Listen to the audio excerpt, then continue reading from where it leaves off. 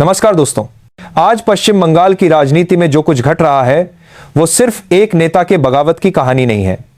ये उस सिस्टम का एक्सरे है जिसे सालों से लोकतंत्र का कवर पहनाकर चलाया जा रहा था।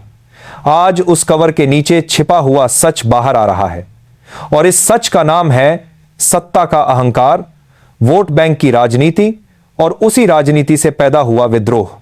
पश्चिम बंगाल एक ऐसा राज्य जहां सियासत सिर्फ चुनाव नहीं लड़ती बल्कि समाज को दिशा देती है।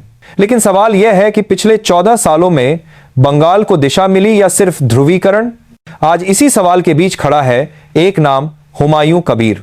वही हुमायूं कबीर जिसे कभी ममता बनर्जी की राजनीतिक प्रयोगशाला का सबसे सफल प्रोजेक्ट माना जाता था, और आज वही हुमायूं कबीर ममता बनर्जी की सत्ता के लिए सबसे बड़ा सिरदर्द बन चुका है।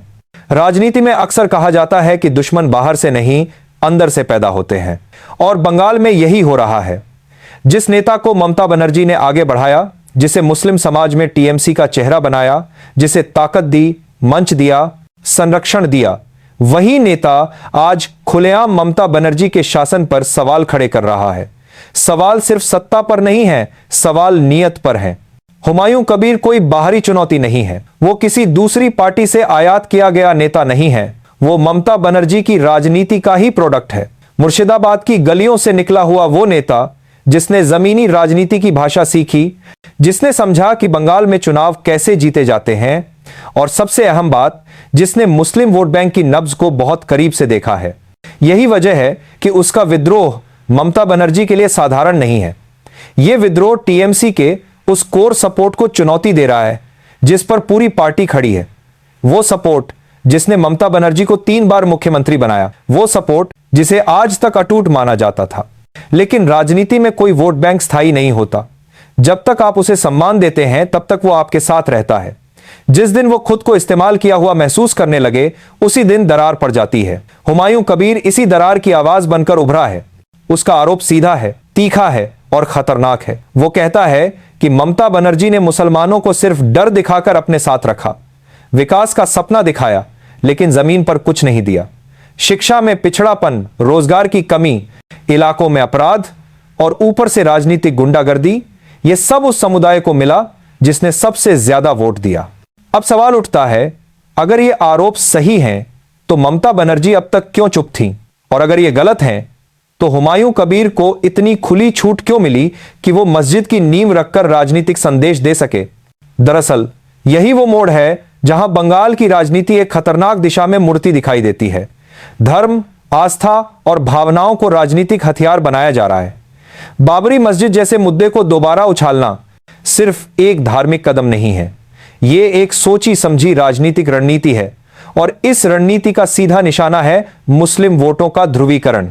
ममता बनर्जी की सबसे बड़ी मजबूरी यही है कि वो हुमायूं कबीर पर पूरी ताकत से हमला नहीं कर सकती। अगर करती हैं तो मुस्लिम समुदाय में यह संदेश जाएगा कि पार्टी असहमति बर्दाश्त नहीं करती, और अगर चुप रहती हैं तो यह संदेश जाएगा कि पार्टी कमजोर पड़ रही है, यानी दोनों तरफ नुकसान। यही वजह है कि हुमायूं कबीर ममता बनर्जी के लिए वो राजनीतिक हड्डी बन चुका है जो न निगली जा सकती है और न उगली जा सकती है।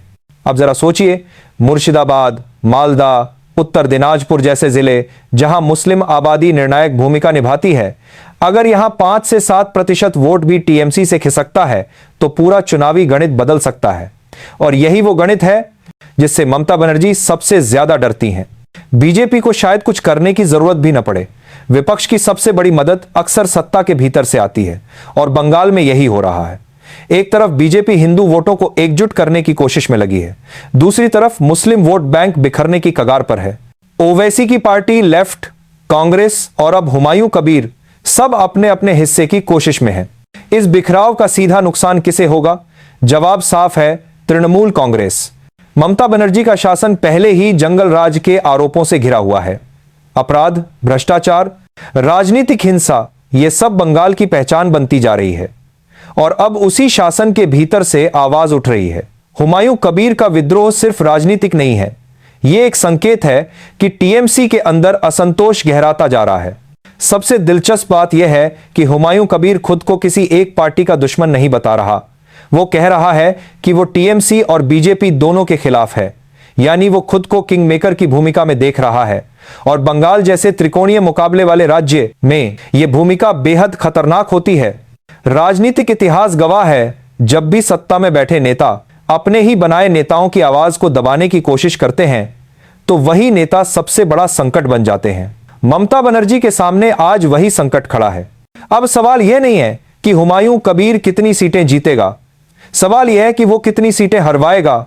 और बंगाल की राजनीति में यही फर्क सत्ता बनाता है और सत्ता गिराता है। दोस्तों, लोकतंत्र में असली परीक्षा सत्ता की नहीं होती बल्कि सत्ता के अहंकार की होती है और बंगाल में यह परीक्षा शुरू हो चुकी है। 2026 अभी दूर है लेकिन राजनीतिक जमीन अभी से खिसकती दिख रही है। अब देखना यह है कि ममता बनर्जी इस चुनौती से कैसे निपटती हैं। क्या वो आत्ममंथन करेंगी या फिर पुराने हथकंडों के सहारे एक बार फिर सत्ता बचाने की कोशिश करेंगी? बहरहाल, बंगाल की राजनीति अब उस मोड़ पर है जहां एक छोटी सी चिंगारी बड़ा विस्फोट बन सकती है। दोस्तों, यहां पर एक और सवाल उठता है जिसे नजरअंदाज करना अब ममता बनर्जी के लिए आसान नहीं है। सवाल यह है कि क्या हुमायूं कबीर अकेला है या फिर वो उस दबे हुए असंतोष का चेहरा है जो टीएमसी के भीतर धीरे धीरे पक रहा था। क्योंकि राजनीति में जब एक नेता खुलकर बगावत करता है तो अक्सर उसके पीछे कई खामोश चेहरे खड़े होते हैं। टीएमसी की राजनीति लंबे समय से वन वुमन शो बन चुकी है। फैसले ऊपर से आते हैं, संगठन नीचे सिर्फ आदेश मानता है। ऐसे में जो नेता जमीन पर मेहनत करता है, भीड़ जुटाता है, वोट दिलाता है, उसे धीरे धीरे हाशिए पर धकेल दिया जाता है। हुमायूं कबीर इसी हाशिए की उपज है।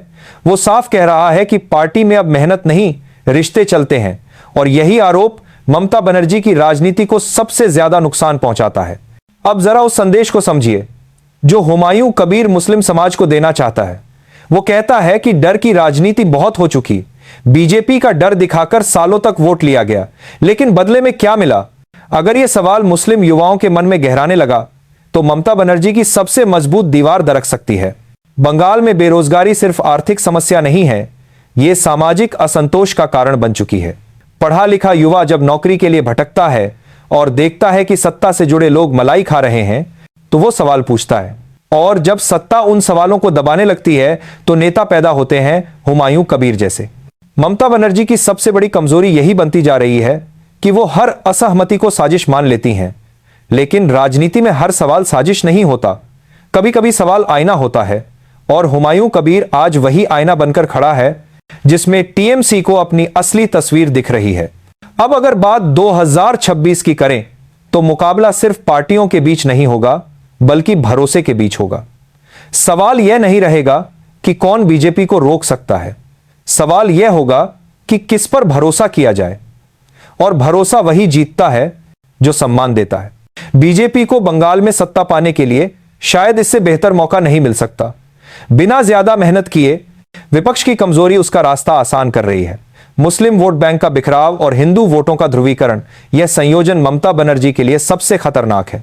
लेकिन इतना तय है दोस्तों, बंगाल अब पहले वाला बंगाल नहीं रहा। सत्ता की पकड़ ढीली पड़ रही है, सवाल तेज हो रहे हैं और चुप्पी टूट चुकी है। आप क्या सोचते हैं? क्या हुमायूं कबीर सच में गेम चेंजर साबित होगा या फिर यह सिर्फ एक और राजनीतिक शोर है? अपनी राय जरूर लिखिए। देश की राजनीति को समझने के लिए जुड़े रहिए। नमस्कार।